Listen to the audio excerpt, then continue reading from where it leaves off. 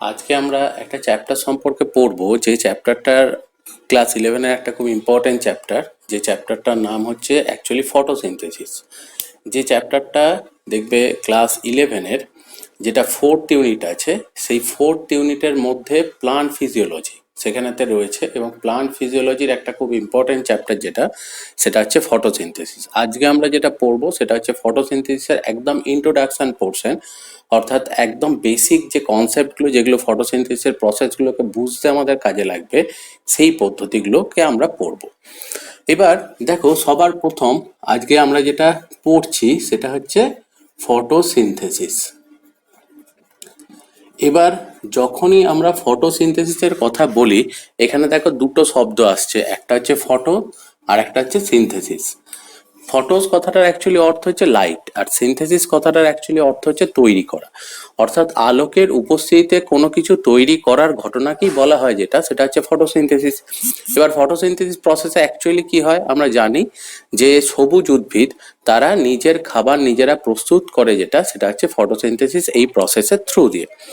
এবার অ্যাকচুয়ালি দেখো, সেই খাবার তৈরি করাটা যদি আমরা দেখি, তাহলে আমরা জানি, দেখবে আগেও ফটোসিনথেসিস সম্পর্কে পড়েছি। ফটোসিনথেসিস একটা কেমিক্যাল রিয়াকশন, যেখানে অ্যাকচুয়ালি কার্বন ডাইঅক্সাইড সে রিয়াক্ট করে কার সাথে, সেটা হচ্ছে জলের সাথে, এবং জলের সাথে রিয়াক্ট করে এটা যেটা তৈরি করে সেটা হচ্ছে গ্লুকোজ C6H12O6। তার সঙ্গে সঙ্গে যেটা তৈরি করে সেটা হচ্ছে অক্সিজেন, যেটা বাইরের দিকে বেরিয়ে যাচ্ছে, এবং তার সাথে সাথে আরেকটা জিনিস তৈরি হয়, সেটা হচ্ছে জল। এবার এই কেমিক্যাল প্রসেসটাকে যদি আমরা একটু খেয়াল করি, তাহলে দেখবো যে এই কেমিক্যাল প্রসেসটাকে যদি আমরা একটু ব্যালেন্স করি, তাহলে দেখা যায় যে 6টা কার্বন ডাইঅক্সাইড অ্যাকচুয়ালি 12 অণু জলের সাথে বিক্রিয়া করে, এবং নিজে নিজে বিক্রিয়া করে না। সেখানে দুটো কম্পোনেন্ট আরো দরকার লাগে। একটা হচ্ছে সেটা হচ্ছে ক্লোরোফিল, প্রথম খুব ইম্পর্ট্যান্ট উপাদান। আর সেকেন্ড যেটা দরকার লাগে সেটা হচ্ছে সানলাইট, যেটা হচ্ছে অ্যাকচুয়ালি সূর্যালোক। এবং তার প্রভাবে যেগুলো তৈরি হচ্ছে সেটা হচ্ছে 1 অণু গ্লুকোজ তৈরি হয়, এবং 6 অণু অক্সিজেন তৈরি হয়, এবং 6 অণু জল সেখানে অবশিষ্ট উপজাত বস্তু হিসেবে থেকে যায়। তাহলে এটাই হলো সেটা হচ্ছে ফটোসিনথেসিস, যে কেমিক্যাল রিয়াকশনটা, খাবার প্রস্তুত করার যে পদ্ধতিটা, তার জেনারেল কেমিক্যাল রিয়াকশন। এবার দেখো, এটা কোয়াইট আমাদের যে খাবার তৈরি করা হয় তার সঙ্গে অনেকটাই কিন্তু তার মিল পাবে, কোয়াইট সিমিলার প্রসেস। কিরকম? যেমন দেখো, আমাদেরও যখন ভাত রান্না করতে যাওয়া হয়, তাহলে আমাদের কি করা হয়, চাল নেওয়া হয়। ধরো সাপোজ আমি বলছি, এই যে 6টা কার্বন ডাইঅক্সাইড, এটা চাল। দেখবে ভাত করার সময় যতটা চাল নেওয়া হয় প্রায় তার দ্বিগুণ পরিমাণে জল দিতে হয়। তাহলে ধরে নাও যে ঠিক সেরকমই এখানে জল দেয়া হলো। এবার দেখো, যে যদি আমরা ভাত রান্না করতে চাই, তাহলে আমাদের কি লাগে, একটা পাত্র লাগে, একটা কন্টেনার লাগে, একটা হাঁড়ি বা কড়াই কিছু একটা দরকার লাগে। তার মধ্যেতে আমাকে ওই জিনিসগুলোকে রাখতে হয়। তো ধরে নাও ক্লোরোফিল সেটাই হচ্ছে সেই কন্টেনারটা, যে কন্টেনারটার মধ্যেতে অ্যাকচুয়ালি আমি জল এবং চাল এই দুটো জিনিসকে রাখলাম। এবার ন্যাচারালি দেখো, আমাদের বাড়িতে যে রান্না করার যে বাসনপত্র সেগুলো রাখা হয় কোথায়, সেটা হচ্ছে রান্নাঘরেতে। তাহলে অ্যাকচুয়ালি দেখো, প্ল্যান্টের ক্ষেত্রে যে ক্লোরোফিল, যেটা রান্না করার বাসন, সেটা থাকছে কোথায়, সেটা থাকছে দেখো তার পাতার মধ্যে। সেই জন্যই পাতাকে অ্যাকচুয়ালি বলা হয় সেটা হচ্ছে গাছের রান্নাঘর। অন্যদিকে তুমি নিজে ভেবে দেখো, যে একটা হাঁড়ির মধ্যে আমি জল আর চাল যদি রেখে দিই, নিজে থেকে কি ভাত হয়ে যাবে? কোনোদিনই নয়। সেখানে একটা সোর্স অফ এনার্জি দরকার। অর্থাৎ সেখানেতে আমরা কি করি, দেখো, হয় সেটাকে আমরা নিয়ে গিয়ে কোনো একটা ওভেনে বসাচ্ছি বা উনুনে বসাচ্ছি, এরম কিছু একটা। তো এখানেও দেখো, সেই কাজটা এখানে করছে কে, সেটা হচ্ছে সানলাইট। কারণ ন্যাচারালি ধরো, যে ওর কাছে তো অন্য কোনো সোর্স তো আর অ্যাভেলেবেল হবে না। তাহলে সে কি করছে, সোর্স অফ এনার্জি উদ্ভিদের কাছে হচ্ছে সেটা হচ্ছে সানলাইট। এবার সেই সূর্যালোককে যখন সে পেয়ে গেল, সেই এনার্জি পেয়ে গেল, তাহলে দেখো যে সেখান থেকে প্রস্তুত হলো সেটা হচ্ছে, দেখো, ভাত তৈরি হয়েছে ধরে নাও। যখন রান্না করা হয় তখন দেখো কিছু ধোঁয়ার মতো বেরোয়, কিছু গ্যাসীয় উপাদান বেরোয়। তাহলে মোটামুটি ধরে নাও যে সেখান থেকে প্রায় অক্সিজেনের মতো এরকমই কিছু জিনিস বেরোচ্ছে, যদিও সেটা জলীয় বাষ্প হয়, কিন্তু তুমি কিছুটা তুলনা করতে পারো। আর একটা জিনিস দেখো, যেটা 6 অণু জল, এটাও খুব ইম্পর্টেন্ট। কারণ যখন ভাত রান্না করা হয়, পুরো জলটাই কিন্তু অ্যাকচুয়ালি চালের মধ্যে চলে যায় না, 50% জল হয়তো চলে যায়, বাকি 50% কিন্তু হাঁড়ির মধ্যেতেই ভাতের ফ্যান হিসেবে পড়ে থাকে, যেটাকে পরে আমরা সেপারেট করে নিই। তাহলে দেখো এই পদ্ধতিটা ঠিক আমরা যেভাবে রান্না করে থাকি ঠিক সেরকমই একটা পদ্ধতি উদ্ভিদের মধ্যেও ঘটছে, এবং এই প্রসেসের থ্রু দিয়ে যে বস্তুটা তৈরি হচ্ছে সেটা একটা কার্বোহাইড্রেট, গ্লুকোজ, যেটাকে বলা হয় দেখবে আমাদের যে কোনো জৈব অণুর মাদার মলিকিউল। কারণ যে কোনো উদ্ভিদ দেখো সবার প্রথম তৈরি করে যেটা সেটা গ্লুকোজই। এবার উদ্ভিদ দেহের মধ্যেতে বাকি যা সমস্ত শর্করা, প্রোটিন, ফ্যাট, ভিটামিন, হরমোন যা পাও সবই কিন্তু এখান থেকেই কোনো না কোনোভাবে ভেঙে সেখান থেকে বাকি বস্তু যেগুলো রয়েছে সেগুলো প্রস্তুত হয়। তাহলে এটাই রয়েছে যেটা, সেটা হচ্ছে অ্যাকচুয়ালি দেখো ফটোসিনথেসিস যে প্রসেসটা রয়েছে তার একদম ইন জেনারেল কেমিক্যাল রিয়াকশন। এবার এই কেমিক্যাল রিয়াকশনটাকে আমরা আরেকটু ভালো করে দেখব। এবার এই কেমিক্যাল রিয়াকশনটা যদি দেখতে যাই তাহলে তুমি মোটামুটি ধরে নাও যে জলটা আমি ব্যবহার করেছি তার 50% জলই এখানে পড়ে আছে। তাহলে এখানেতে আমি ধরে নিলাম যে 6 অণু জল এখানেতে পড়ে আছে, যেটা ওখানে ইউটিলাইজ হয়েছে। এবার আমি একটু খেয়াল করি যে কোন উপাদানগুলো থেকে কি তৈরি হচ্ছে। দেখো সবার প্রথম আসছে কার্বন ডাইঅক্সাইড। কার্বন ডাইঅক্সাইডের যে কার্বনটা সেইটাই অ্যাকচুয়ালি কিন্তু দেখো দেখেই বুঝতে পারছো গ্লুকোজের কার্বন হিসেবে ইউজ হচ্ছে।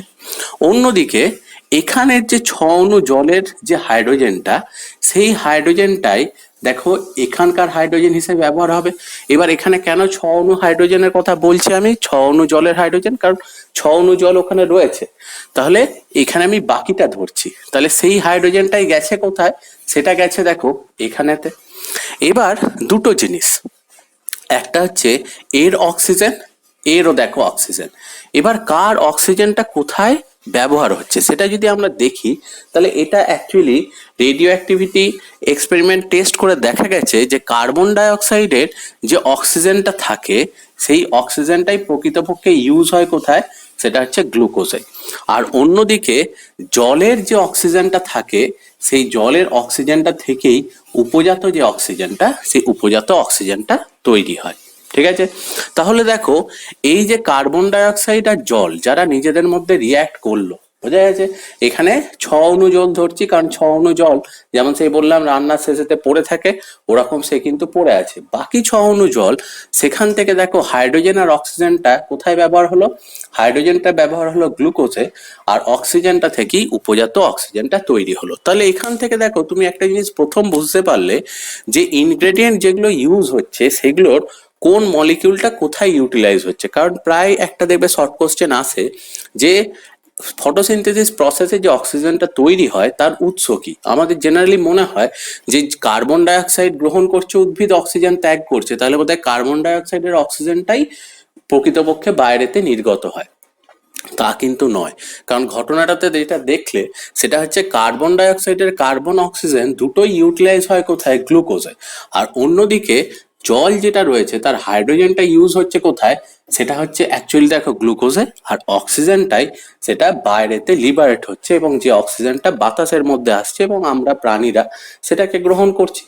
তাহলে এটাই হচ্ছে দেখো ফটোসিনথেসিস প্রসেসের যে ইনগ্রেডিয়েন্টগুলো রয়েছে কোথায় কোনটা ইউটিলাইজ হচ্ছে। এবার খুব ভালো করে যদি আমরা এই প্রসেসটাকে দেখি তাহলে এখানকার মধ্যে দেখো দুটো জিনিস খুব উল্লেখযোগ্য। এক হচ্ছে কার্বন ডাইঅক্সাইডের দেখো কার্বন অক্সিজেন দুটোই কিন্তু ইউটিলাইজ হচ্ছে কোথায়, সেটা হচ্ছে গ্লুকোজে। আর অন্যদিকে দ্বিতীয় ঘটনায় জল যেটা সেটা ভাঙছে, ভেঙে গিয়ে হাইড্রোজেনটা যোগ হয়ে যাচ্ছে কোথায়, এই কার্বন আর অক্সিজেনের সাথে কার্বন ডাইঅক্সাইডের, এবং তৈরি করে দিচ্ছে যেটা সেটা হচ্ছে গ্লুকোজ। আর অক্সিজেন যেটা রয়েছে সেটাই কিন্তু উপজাত অক্সিজেন যেটা সেটাকে অ্যাকচুয়ালি দেখো তৈরি করছে, ওখানেতে যে অক্সিজেনটা সেই অক্সিজেনটা তৈরি হলো। তাহলে এখানে যে ঘটনাটা ঘটছে সেই ঘটনাটাতে দেখো সবার প্রথম যেটা ঘটছে সেটা হচ্ছে জলটা ভাঙছে, এবং জলটা ভাঙার পর সেটা আলাদা আলাদা জায়গাতে দুটো উপাদানকে পৃথক করে দিচ্ছে। এবার একটুখানি ভালো করে খেয়াল করে দেখো তাহলে আমরা এরকম বলতেই পারি যে কার্বন ডাইঅক্সাইড যেটা রয়েছে সেই কার্বন ডাইঅক্সাইডটাই অ্যাকচুয়ালি কনভার্ট হচ্ছে কোথায়, সেটা হচ্ছে গ্লুকোজে। আর অন্যদিকে জল জল যেটা রয়েছে এই জলটাই কিন্তু কনভার্ট হচ্ছে যেটা সেটা হচ্ছে অক্সিজেন। এবার কিভাবে কনভার্সনটা হচ্ছে খুব ইজিলি বলতে গেলে দেখো এখান থেকে অ্যাকচুয়ালি হাইড্রোজেন যেটা সেটা বেরিয়ে যাচ্ছে, তাই তো? তাহলে সেই জন্য আমি মাইনাস হাইড্রোজেন লিখলাম এবং ওই হাইড্রোজেনটাকে ডোনেট করছে কোথায়, সেটা হচ্ছে কার্বন ডাইঅক্সাইডকে, এবং কার্বন ডাইঅক্সাইডের সাথে সেই জন্য দেখো হাইড্রোজেনের অ্যাডিশন হচ্ছে। তাহলে আমি লিখে দিলাম দেখো +H2। তাহলে একদিকে দেখো যে ঘটনাটা ঘটলো হাইড্রোজেন বেরিয়ে গেল, অন্যদিকে যেটা ঘটলো সেটা হচ্ছে হাইড্রোজেন যুক্ত হলো। তাহলে সিম্পলি দেখো আমরা যেটা জানি যে কোন একটা কেমিক্যাল থেকে যখন হাইড্রোজেন বেরিয়ে যায় তখন সেই জিনিসটাকে আমরা বলি যেটা সেটা হচ্ছে অক্সিডেশন। ওই প্রসেসটাকে যেটা বলা হয় দেখো সেটা হচ্ছে অক্সিডেশন বা জারণ প্রক্রিয়া। অন্যদিকে যখন কোনো একটা মলিকিউলের সাথে হাইড্রোজেন এসে যোগ হয় তখন দেখবে সেটাকে আমরা বলি যেটা সেটা হচ্ছে দেখো বিজারণ প্রক্রিয়া, যেটাকে অ্যাকচুয়ালি বলা হয় রিডাকশন। ক্লিয়ার? তাহলে সিম্পলি দেখো আমরা এই ঘটনা যেটা ঘটছে ফটোসিনথেসিস এই প্রসেসটাকে আমরা একটা নাম দিতে পারি। এই ধরনের প্রক্রিয়াকে দেখবে অ্যাকচুয়ালি বলা হয় যেটা সেটা হচ্ছে রেডক্স রিয়াকশন বা যেটাকে আমরা বলে থাকি দেখবে জারণ বিজারণ প্রক্রিয়া। তাহলে সালোক সংশ্লেষ প্রসেস একটা জারণ বিজারণ প্রক্রিয়া খুব সিম্পলি বলতে গেলে, এবং যেখানেতে অ্যাকচুয়ালি দেখো কার্বন ডাইঅক্সাইড বিজারিত হয়ে তৈরি করছে কি গ্লুকোজ, আর অন্যদিকে জল সেটা জারিত হয়ে তৈরি করছে কি অক্সিজেন। এবার দেখো সবার প্রথম এখানের ঘটনা যেটা দরকার সেটা হচ্ছে কিন্তু জলটাকে ভাঙতে হবে। জল যদি না ভাঙে তাহলে কখনোই কিন্তু হাইড্রোজেনটা আলাদা হবে না, আর হাইড্রোজেন যদি অ্যাভেলেবেল না হয় তাহলে কার্বন ডাইঅক্সাইডের সাথে হাইড্রোজেনটা যোগ হবে কি করে?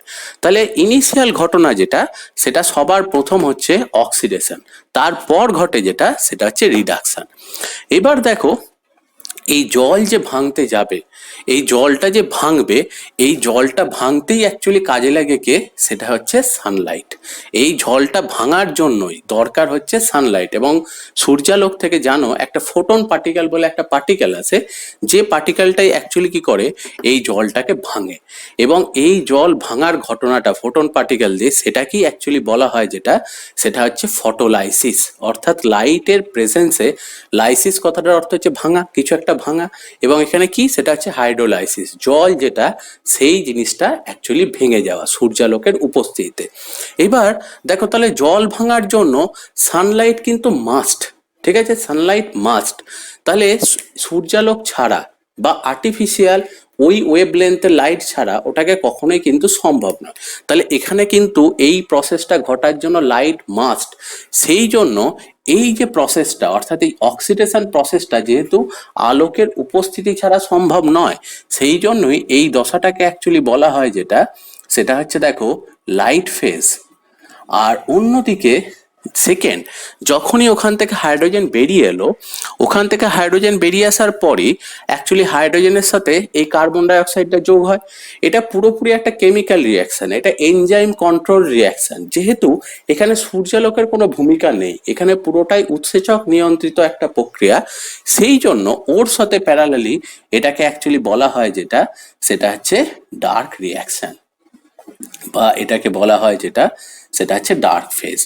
অর্থাৎ দেখো অ্যাকচুয়ালি ফটোসিনথেসিস যে প্রসেসটা, সেই প্রসেসটা যখন আমরা ডিসকাস করতে যাই সেখানে দেখবে দুটো ফেজের কথা বলা হয়, একটা হচ্ছে লাইট ফেজ, একটাকে বলে ডার্ক ফেজ। একটাকে বলা হয় আলোক দশা, একটাকে বলা হয় অন্ধকার দশা। তাহলে আলোক দশা হচ্ছে প্রকৃতপক্ষে কি, যখন জল অ্যাকচুয়ালি ভাঙছে এবং জল ভেঙে যখনই দেখো সেটা অক্সিজেন তৈরি করছে তখনই সেটাকে অ্যাকচুয়ালি বলা হয় যেটা সেটা হচ্ছে লাইট ফেজ। আর অন্যদিকে দেখো যখন কার্বন ডাইঅক্সাইড সেটা রিডিউসড হয়ে গ্লুকোজ তৈরি করছে তখন সেই ঘটনাটাকে অ্যাকচুয়ালি বলা হচ্ছে যেটা সেটা হচ্ছে ডার্ক ফেজ। এবং এই দুটো ঘটনাকে একসাথে যখন আমরা বলছি সেটাই কিন্তু গোটা ফটোসিনথেসিস যে প্রসেস, ঠিক আছে, এই ঘটনাটাই এখানে বলা হচ্ছে।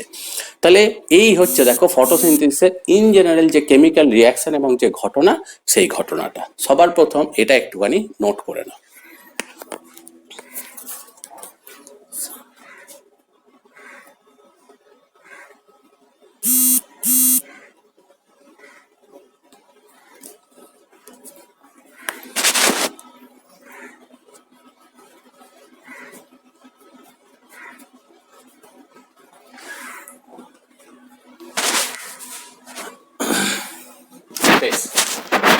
এরপর দেখো এই প্রসেসটার ছাড়াও আরো এই প্রসেসটার মধ্যেতে কিছু জিনিস খুব ইম্পর্টেন্ট। যেমন প্রথমেই যে জিনিসগুলো আরো আসছে তার মধ্যে প্রথম দেখো, যেহেতু এই যে কেমিক্যাল রিয়াকশনটা, এই কেমিক্যাল রিয়াকশনটাতে কিছু দেখো ইনঅর্গ্যানিক, সিম্পল ইনঅর্গ্যানিক মলিকিউল তারা যুক্ত হয়ে একটা দেখো কমপ্লেক্স অর্গানিক মলিকিউল তৈরি করলো। কারণ দেখো এখানে যে গঠনটা রয়েছে ইনঅর্গ্যানিক মলিকিউল, আর এগুলো দেখো সব হচ্ছে অর্গানিক মলিকিউল। অর্গানিক মলিকিউল মানেই মেনলি হচ্ছে হাইড্রোকার্বন, যেখানে কার্বন হাইড্রোজেন একসাথে আছে। এবার এখানে দেখো দেখতেই পাচ্ছ CO2, মানে তিনটে মলিকিউল রয়েছে, একটা কার্বন দুটো অক্সিজেন। এখানেও দেখো দুটো হাইড্রোজেন একটা অক্সিজেন, সিম্পল স্ট্রাকচার। সেখান থেকে যখন তৈরি হচ্ছে দেখো এখানে 24টা মলিকিউল রয়েছে, C6H12O6, তার মানে এটা একটা কমপ্লেক্স স্ট্রাকচার। যেহেতু এটা একটা কনস্ট্রাকটিভ রিয়াকশন, যে সিম্পল কিছু ইনঅর্গানিক মলিকিউল নিজেদের মধ্যে রিয়াক্ট করে একটা কমপ্লেক্স মলিকিউল তৈরি হলো, সেই কারণে এই যে ঘটনাটা রয়েছে, এই যে জিনিসটা ঘটলো, এইটাকে অ্যাকচুয়ালি বলা হয় যেটা, সেটা হচ্ছে অ্যানাবলিজম।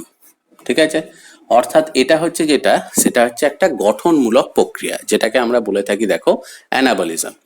এবং এখানে আরেকটা জিনিস খুব ইম্পর্টেন্ট, সেটা হচ্ছে লাইট ফেজেতে দেখো সব থেকে ইম্পর্টেন্ট ঘটনা যেটা আমি বললাম, সেটা হচ্ছে ফটোলাইসিস, অর্থাৎ সূর্যালোকের উপস্থিতিতে অ্যাকচুয়ালি জল ভেঙে যাওয়া।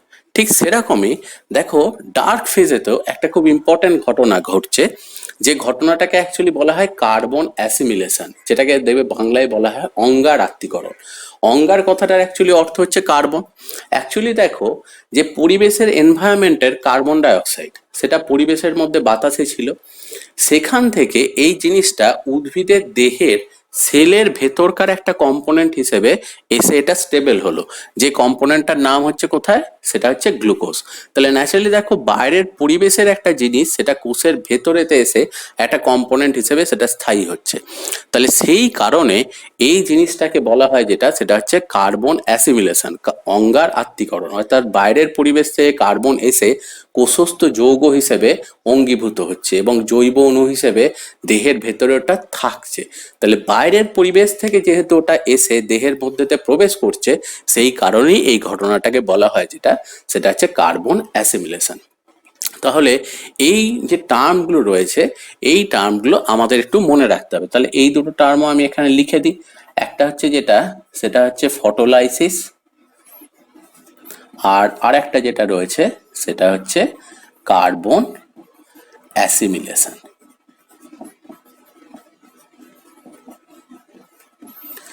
তাহলে এই হচ্ছে দেখো অ্যাকচুয়ালি ফটোসিনথেসিস যে প্রসেস রয়েছে, সেই ফটোসিনথেসিস প্রসেসের বেসিক আইডিয়া।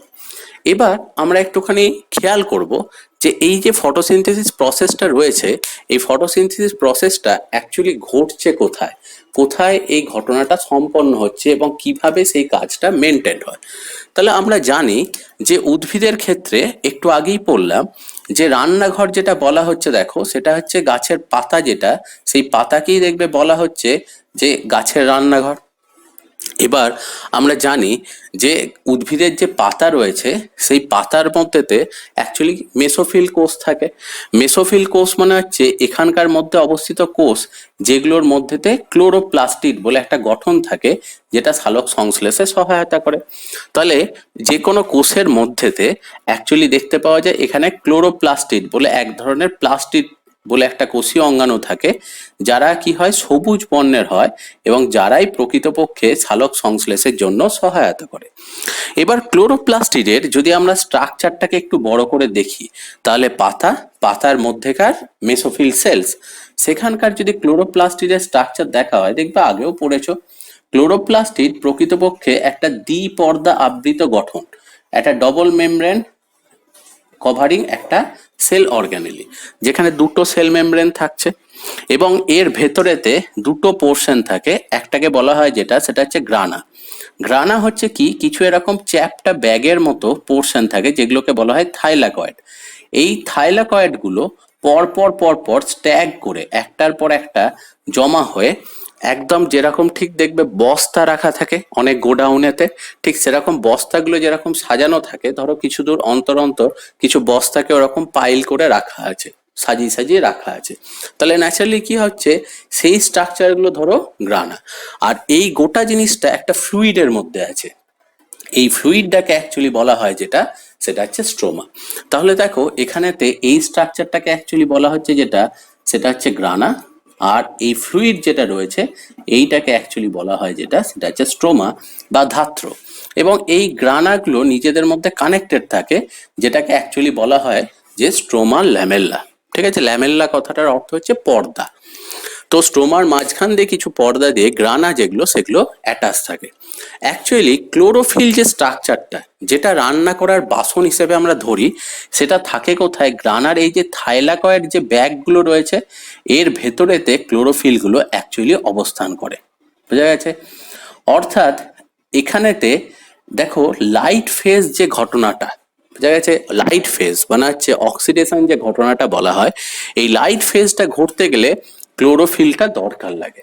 কারণ অ্যাকচুয়ালি কি হয়, যে যখনই সানলাইট আসে সে ক্লোরোফিলকে উদ্দীপিত করে, এবং ক্লোরোফিলের প্রভাবই অ্যাকচুয়ালি জলের যে ভাঙন, সেই ভাঙন প্রক্রিয়াটা সম্পন্ন হয়। তাহলে যেহেতু এখানে ক্লোরোফিল দরকার লাগবে, সেই জন্য গ্রানার মধ্যেটি অ্যাকচুয়ালি লাইট ফেজ যেটা, সেই লাইট ফেজটা সম্পন্ন হয়। আর অন্যদিকে স্ট্রোমার মধ্যেতে যেটা সম্পন্ন হয় দেখো, সেটা হচ্ছে অ্যাকচুয়ালি ডার্ক ফেজ বা ডার্ক রিয়াকশন যেটা বলে, সেটা সম্পন্ন হয়। এবার দেখো অনেক সময় এটা মনে হয় যে লাইট ফেজ আর ডার্ক ফেজ একটা কনফিউশন হয়, মনে হয় যেন যে লাইট ফেজটা দিনের বেলা হয়, ডার্ক ফেজটা রাত্রেবেলা হয়। এটা পুরোপুরি ভুল। কারণ অ্যাকচুয়ালি কি, লাইট ফেজটা দিনের বেলা হয়, যতক্ষণ সূর্যালোক রয়েছে ততক্ষণ লাইট ফেজটা হবে। কিন্তু ডার্ক ফেজটা লাইট ফেজ ঘটার সাথে সাথেই ওটা ঘটবে, এবং যখনই সন্ধেবেলা হবে লাইট ফেজ স্টপ হবে, ডার্ক ফেজও কিন্তু তার পরপরই, যতক্ষণ অবধি লাইট ফেজ থেকে হাইড্রোজেনগুলো পাবে তার ততক্ষণ অবধি ডার্ক ফেজ চলবে, তারপর কিন্তু ওটাও স্টপ হয়ে যাবে। অর্থাৎ রাত্রেবেলাতে লাইট ফেজও অফ, তার পেছু পেছু ডার্ক ফেজও কিন্তু অফ। এবং আর্টিফিশিয়াল লাইট দিয়ে যদি রাত্রেবেলাতে আবার লাইট রিয়াকশন স্টার্ট করা যায়, তবে কিন্তু তার পরে পরেই আবার ডার্ক ফেজটা চলবে। তার মানে ডার্ক ফেজ একা একা কখনো চলতে পারে না, সে সবসময় লাইট ফেজের উপর ডিপেন্ডেন্ট হয়। এবার যেহেতু সেখানে ডাইরেক্ট সানলাইট দরকার লাগছে না, সেই জন্য ওটাকে বলা হয় ডার্ক ফেজ। কিন্তু ডার্ক ফেজ মানে রাত্রেবেলা ঘটে তা নয়, ডার্ক ফেজও দিনের বেলাতেই ঘটবে। বোঝা গেছে?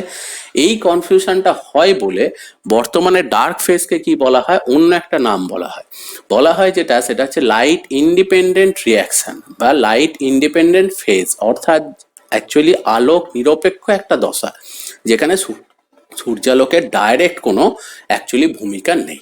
ক্লিয়ার? তাহলে এই ঘটনাটাই দেখো এখানে তো আমরা পড়লাম। তাহলে অ্যাকচুয়ালি দেখো যে লাইট ফেজ আর ডার্ক ফেজ দুটো ঘটনা ঘটছে কোথায়, সেটা হচ্ছে গ্রানা এবং স্ট্রোমার মধ্যে। ঠিক আছে?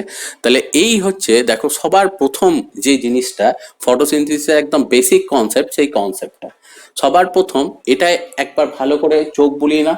এরপর আমরা যে জিনিসটা পড়বো সেটা হচ্ছে যে এই যে লাইট ফেজ এবং ডার্ক ফেজ যে প্রসিডিওরটা রয়েছে, সেই প্রসিডিওরটার একটা বেসিক কনসেপ্ট, যে বেসিক কনসেপ্টটার উপরেই কিন্তু আমরা নেক্সট আমাদের যে ক্লাস থাকবে, সেই ক্লাসের লাইট ফেজ এবং ডার্ক ফেজকে যখন আলাদা আলাদা করে পড়বো, সেই কনসেপ্টগুলো ওর ওপরেই কিন্তু দাঁড়িয়ে। ঠিক আছে? একবার তাড়াতাড়ি এটা রিক্যাপ করে নাও।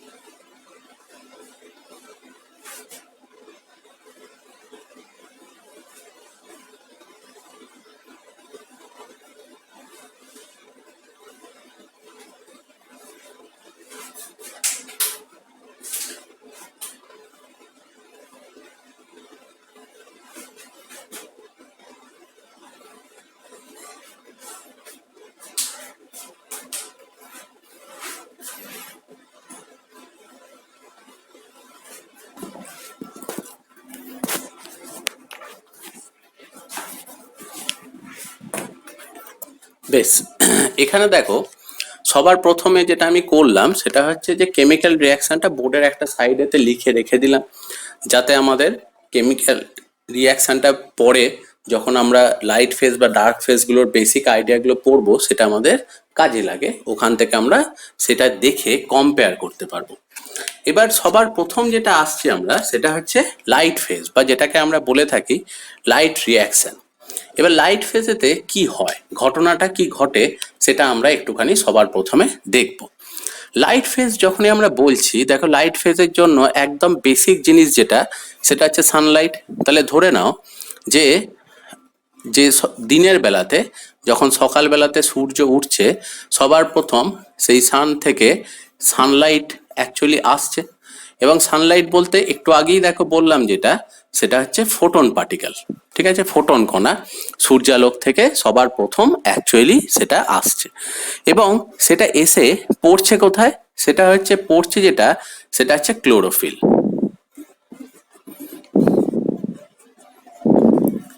এবং ক্লোরোফিল এ, ঠিক আছে, ক্লোরোফিল এ হচ্ছে অ্যাকচুয়ালি প্রকৃতপক্ষে সব থেকে এফেক্টিভ যে মানে পিগমেন্ট, যেটাই প্রকৃতপক্ষে সালোক সংশ্লেষে কাজ করে। এবার কিভাবে সেটা কাজ করে সেটা যখন আমরা লাইট ফেজে ডিটেলে পড়বো সেখানেতে দেখবো।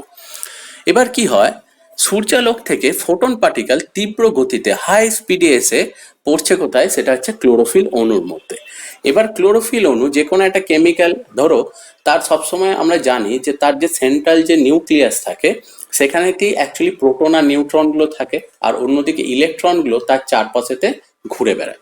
তাহলে যখনই ফোটন পার্টিকেল এসে জোর ধাক্কা মারে, বাইরের দিকে কে রয়েছে, ইলেকট্রন রয়েছে, তাহলে ছিটকে বেরিয়ে যাবে কে, সেটা হচ্ছে ইলেকট্রন। এবং যখনই সানলাইট এসে ধাক্কা মারছে, সঙ্গে সঙ্গে দেখা যায় এইখান থেকে তীব্র গতিতে ইলেকট্রন ছিটকে এখান থেকে বেরিয়ে যায়।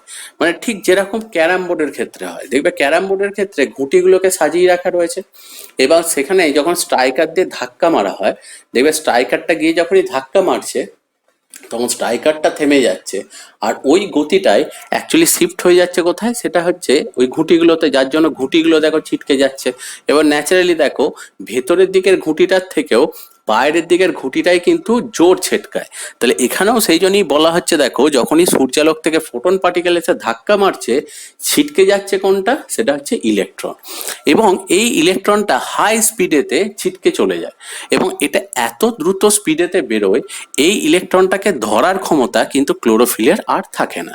তাহলে ক্লোরোফিল থেকে যখনই এইভাবে ইলেকট্রন ছিটকে বেরিয়ে চলে যাবে, তাহলে দেখো ক্লোরোফিল তখন কি হবে, আনস্টেবল হয়ে যাবে, কারণ ও তখন কি হচ্ছে, সক্রিয় হয়ে যাচ্ছে। কারণ ওর দেখো একটা ইলেকট্রন ডেফিসিয়েন্সি, তাহলে ও সবসময় চাইবে কি, যে কোনো একটা জায়গা থেকে ওই ইলেকট্রনটাকে নিয়ে অ্যাকচুয়ালি নিজে স্টেবল হতে।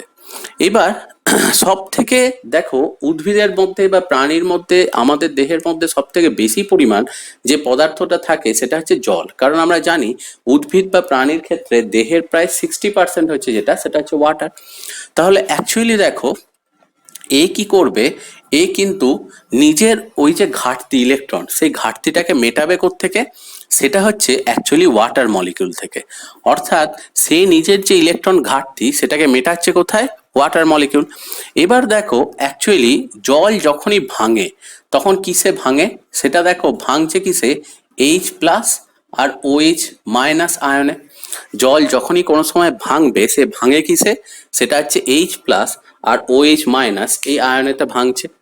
এবার দেখো OH- এর কথা যখনই আমরা বলছি, OH এটা অ্যাকচুয়ালি কি হয়, দেখো এখান থেকে একটা ইলেকট্রন এখান থেকে আমরা পেতে পারি, আর যদি আমরা এখানে ইলেকট্রনটা বেরিয়ে যায় তাহলে এটা কনভার্ট হয় কিসে, সেটা হচ্ছে OH মূলক বা যেটাকে বলা হয় OH র্যাডিক্যাল সেটাতে।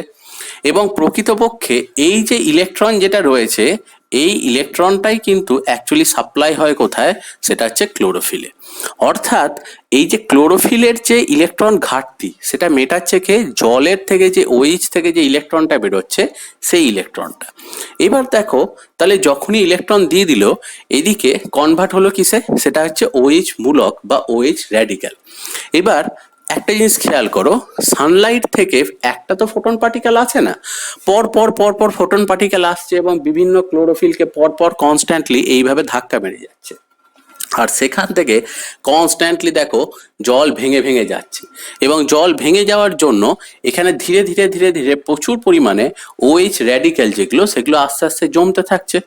এবার দেখো এই রকম করে যখন 4টে করে ওএইচ র্যাডিক্যাল একসাথে যুক্ত হচ্ছে, ধরো এরকম পরপর পরপর ওএইচ র্যাডিক্যাল প্রচুর তৈরি হয়েছে, তাদের মধ্যে 4টে করে ওএইচ র্যাডিক্যাল একসাথে যখনই যুক্ত হচ্ছে, তখন তারা যুক্ত হলেই দেখো 2 অণু করে জল আর 1টা করে অক্সিজেন তারা তৈরি করছে।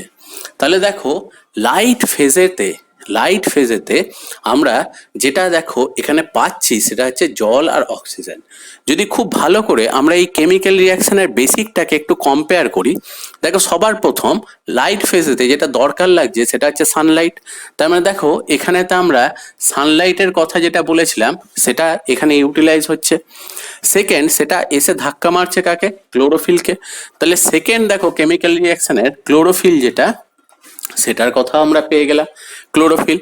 অন্যদিকে দেখো থার্ড যেটা এখানে ইউটিলাইজ হচ্ছে সেটা হচ্ছে জল, অর্থাৎ এখানকার ইনগ্রেডিয়েন্টস এর মধ্যে জলের কথাও দেখো এখানে পেলাম। এবং জল যখনই ভাঙছে, ভাঙার পর দেখো ওইচ থেকে 2টো উপাদান তৈরি হচ্ছে, একটা জল এবং একটা অক্সিজেন। অর্থাৎ উপজাত বস্তু হিসেবে এই যে অক্সিজেনটা এবং জলটা পাচ্ছি, এগুলো সবই কিন্তু অ্যাকচুয়ালি লাইট ফেজ থেকে। অর্থাৎ ওই কেমিক্যাল রিয়াকশনটা যেগুলো আমরা মার্ক করলাম সবকটাই কিন্তু দেখো লাইট ফেজের ইনগ্রেডিয়েন্ট বা সেখান থেকে বাই প্রোডাক্ট তৈরি হয়েছে। তার মানে বাকি যেগুলোর কথা এখানে উল্লেখ করা হলো না, অর্থাৎ কার্বন ডাইঅক্সাইড, গ্লুকোজ, এগুলো অ্যাকচুয়ালি কোথায় তৈরি হবে? সেটা হচ্ছে ডার্ক ফেজে তৈরি হবে। ক্লিয়ার? তাহলে লাইট ফেজেতে যে ঘটনাটা ঘটলো দেখো খুব সিম্পলি, সানলাইট সূর্যালোক থেকে সবার প্রথম দেখো ফোটন পার্টিকেল এসে ক্লোরোফিলকে ধাক্কা মারলো। ক্লোরোফিলকে যখনই ধাক্কা মারলো ওই ইলেকট্রনটা হাই স্পিডেতে ছিটকে বেরিয়ে যায়। যখনই ইলেকট্রনটা হাই স্পিডেতে ছিটকে বেরিয়ে গেল, তাহলে সেটাকে ক্লোরোফিল যেহেতু ধরতে পারলো না, তাহলে তার একটা ইলেকট্রন ডেফিসিয়েন্সি তৈরি হলো। সেই ডেফিসিয়েন্সিটা ও মেটাচ্ছে কোত্থেকে? ও মেটাচ্ছে অ্যাকচুয়ালি জল থেকে। এবং জল দেখো যখনই জলের কাছ থেকে ওই ইলেকট্রন ডেফিসিয়েন্সিটা মেটাতে যাচ্ছে, জল OH এ ভেঙে যাচ্ছে এবং OH থেকে ইলেকট্রন এসে ক্লোরোফিলের ডেফিসিয়েন্সিটা মেটাচ্ছে। আর অন্যদিকে সেই মুহূর্তে দেখো OH র্যাডিক্যাল তৈরি হচ্ছে, আর 4টে করে OH র্যাডিক্যাল যখন পরস্পরের সাথে যুক্ত হচ্ছে, তারাই দেখো অ্যাকচুয়ালি তৈরি করছে যেটা, সেটা হচ্ছে জল এবং অক্সিজেন। তাহলে এইটাই দেখো প্রথম অ্যাকচুয়ালি লাইট ফেজ যে ঘটনাটা আমরা বলি, যেটাতে সানলাইট ক্লোরোফিলের মাধ্যমে জলকে যে ভাঙছে, যে ঘটনাটা কি একটু আগে আমরা দেখো পড়লাম ফটোলাইসিস, সেই ঘটনাটাই এখানে বলা হচ্ছে। এবং এই ফটোলাইসিস প্রসেসেই দেখো অ্যাকচুয়ালি সেখান থেকে বাই প্রোডাক্ট হিসেবে জল এবং অক্সিজেন যেটা রয়েছে, সেই জল এবং অক্সিজেন সেখানেতে পাওয়া গেল। তাহলে এটা হচ্ছে একদম দেখো ইনিশিয়াল প্রথম ঘটনা। ফার্স্ট এটা একবার দেখে নাও ভালো করে।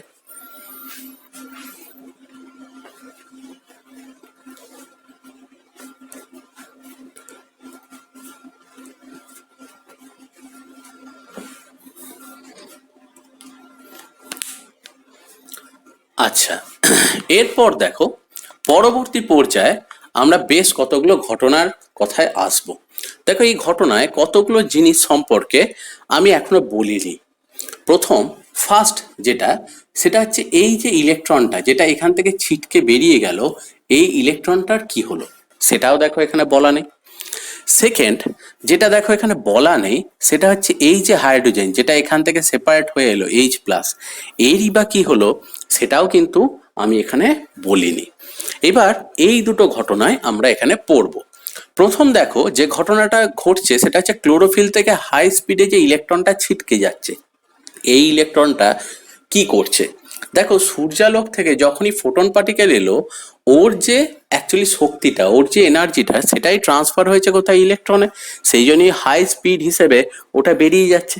অ্যাকচুয়ালি কি হয়, এই ইলেকট্রনটা যখন ক্লোরোফিল থেকে ছিটকে বেরোয়, তো তখন ক্লোরোফিলের মধ্যেতে কিছু ইলেকট্রন ট্রান্সপোর্টার আছে, ঠিক আছে, ইলেকট্রন বাহক আছে। ইলেকট্রন বাহকগুলো কিরকম? যেমন দেখা যায় বিভিন্ন ইলেকট্রন বাহক আছে, যেমন একটা হচ্ছে প্লাস্টোকুইনন, প্লাস্টোসায়ানিন,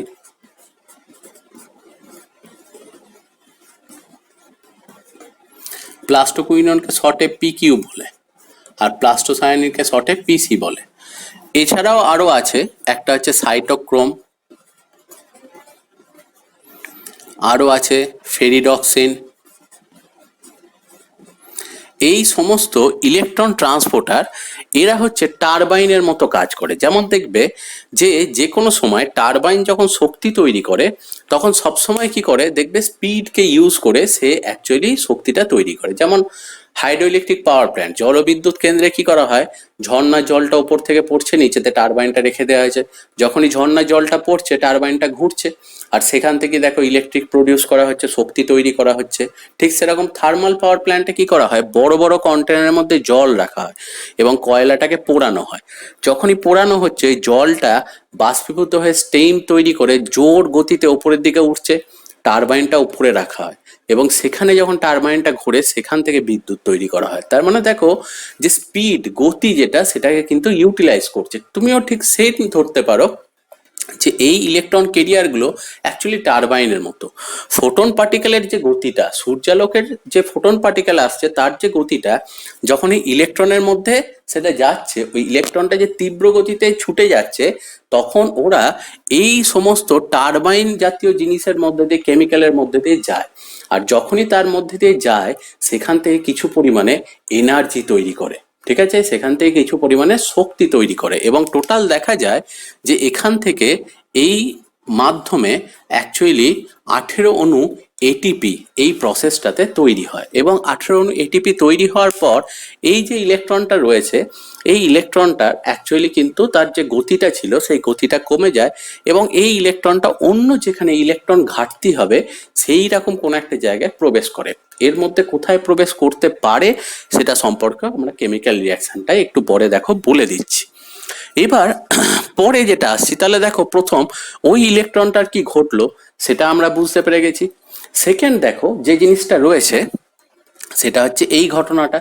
এই ঘটনাটার ক্ষেত্রে যে জিনিসটা রয়েছে সেটা হচ্ছে দেখো এই যে হাইড্রোজেন যেটা রয়েছে, H+ আয়ন যেটা রয়েছে, সেই হাইড্রোজেনটা, এই হাইড্রোজেন আয়নটা এটা যাবে কোথায়, এটা দেখো যখনই জল ভাঙলো হাইড্রোজেন পেয়ে গেছি, আমরা জানি এই হাইড্রোজেন ইউজ হবে কোথায়, কার্বন ডাইঅক্সাইডের সাথে এই হাইড্রোজেনটা যুক্ত হবে এবং যখনই কার্বন ডাইঅক্সাইডের সাথে এই হাইড্রোজেনটা এসে যুক্ত হবে তখনই সেটাই কিন্তু গ্লুকোজ তৈরি করবে। তার মানে এটা অ্যাকচুয়ালি কোথায় দরকার লাগবে, সেটা হচ্ছে ডার্ক ফেজে। এবার একটু খেয়াল করে দেখো, আমরা একটু আগে পড়েছিলাম যে ক্লোরোপ্লাস্টের যে স্ট্রাকচারটা রয়েছে, যেটা বাইমেমব্রেনাস স্ট্রাকচার, তার ভেতরেতে থাইলাকয়েডের মধ্যে অ্যাকচুয়ালি লাইট ফেজগুলো হচ্ছে, অর্থাৎ H+ আয়নগুলো তৈরি হচ্ছে কোথায়, গ্রানার ভেতর। এবার তাকে বেরিয়ে আসতে হবে কোথায়, যদি ডার্ক ফেজে যেতে হয় তাহলে বেরিয়ে আসতে হবে স্ট্রোমাতে।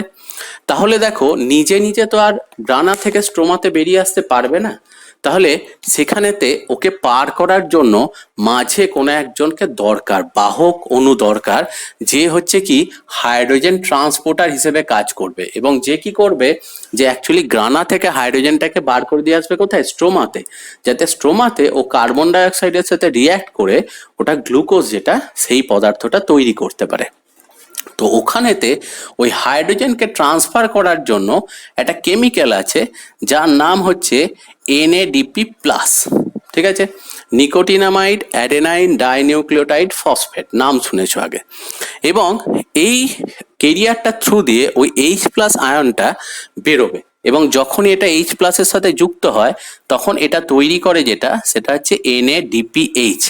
NADPH কথাটার অ্যাকচুয়ালি অর্থ হচ্ছে বিজারিত নিকোটিনামাইড অ্যাডেনাইন ডাইনিউক্লিওটাইড ফসফেট, ঠিক আছে, অর্থাৎ রিডিউসড ফর্ম, সেটা হাইড্রোজেনের সাথে যুক্ত হলো। এবার তোমার মনে হবে যে এটাও H+, এটাও H+, এটাও NADP+, তাহলে দুটো পজিটিভলি চার্জ কি করে অ্যাটাচড হচ্ছে, এরও ইলেকট্রন ডেফিসিয়েন্সি আছে, এরও ইলেকট্রন ডেফিসিয়েন্সি আছে, তাহলে তারা অ্যাটাচড হয় কি করে? এটা অ্যাটাচড হওয়ার কারণ হচ্ছে একটাই, এই যে ফ্রি ইলেকট্রনগুলো ঘুরে বেড়াচ্ছে, এই ফ্রি ইলেকট্রনগুলো থেকে এরা কি করে নিজেদের যে ইলেকট্রন ঘাটতি সেই ঘাটতিটাকে মিটিয়ে নেয় এবং যখনই এরা এই ইলেকট্রন ঘাটতি মিটিয়ে নিল, সাপোজ আমি বললাম যে NADP+ এর সাথে ফার্স্ট একটা ইলেকট্রন যোগ হলো, তাহলে NADP, আর একটা অ্যাটাচড হলো NADP-, তখন H+ এর সাথে ওটা অ্যাটাচড করে গিয়ে NADPH তৈরি করলো। এবং এই ঘটনাটা সবার ফার্স্টে রবিন হিল বলে একজন সায়েন্টিস্ট দেখেন এবং তার নাম অনুসারেই এই বিক্রিয়াটাকে অ্যাকচুয়ালি বলা হয় যেটা, সেটা হচ্ছে হিল রিয়াকশন। তার নাম অনুযায়ী এটা বলে যেটা, সেটা হচ্ছে হিল রিয়াকশন। আর অন্যদিকে দেখো, বা যেটাকে বলা হয় হিল বিক্রিয়া, আর অন্যদিকে এই এনএডিপি প্লাস যেটা, এটাকে অ্যাকচুয়ালি বলা হয় যেটা, সেটা হচ্ছে হিল রিয়াক্ট্যান্ট, অর্থাৎ হিল বিকারক। এবার দেখো যে এখানে এই ধরনের কেমিক্যাল রিয়াকশন যেটা, এটার খুব ইম্পর্ট্যান্ট হচ্ছে, দেখো এই যে হিল রিয়াকশন, এই হিল রিয়াকশন দেখবে আগেও প্রচুর প্রশ্ন আসতো হিল রিয়াকশন থেকে। এটা এত ইম্পর্টেন্সের পেছনে কারণ হচ্ছে, দেখো এটা একটা ইন্টারলিঙ্কিং বিক্রিয়া, অর্থাৎ যেটা লাইট ফেজ আর ডার্ক ফেজকে পরস্পরের সাথে কানেক্ট করছে। কারণ এই বিক্রিয়াটা যদি না ঘটে, তাহলে দেখো এরা কিন্তু কখনোই কানেক্টেড হবে না। তাহলে অ্যাকচুয়ালি দেখো এই বিক্রিয়াটা যেটা করছে, সেটা হচ্ছে লাইট ফেজ আর ডার্ক ফেজকে পরস্পরের সাথে কানেক্ট করছে। সেই জন্য এই বিক্রিয়াটা খুব একটা ইম্পর্ট্যান্ট বিক্রিয়া, যেটা দুটো বিক্রিয়ার মধ্যে, লাইট ফেজ আর ডার্ক ফেজের মাঝে সংযোগ রক্ষাকারী বিক্রিয়া। বোঝা গেল? তাহলে এই যে প্রসেসটা হলো, এটাই দেখো লাইট ফেজ।